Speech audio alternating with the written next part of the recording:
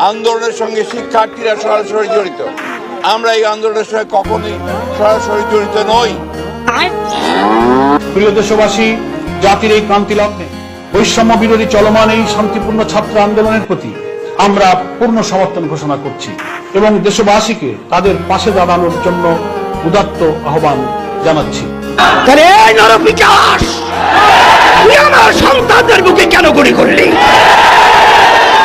আবু সাইদের হাতে কোনো অস্ত্র নেই, ওর হাতে কোনো লাঠি নেই, ও একটা মেধাবী ছাত্র, ওর কোন সন্ত্রাসীর কোন তালিকা ওর নামে নেই। সেখানে ঠান্ডা মাথায় ওর বুকের ভিতরে একটা নয় কয়েকটা গুলি করে পাখির মতো লুকিয়ে ফেলে হয়েছে। আর সেটা আমরা বসে বসে দেখবো, আর সেটা আমরা সহ্য করব? এটা হতে পারে না, হতে দেওয়া যায় না। এর প্রতিবাদে রাস্তায় নামতে হবে। খুনিদের বিচার বাংলার জমিনে করতে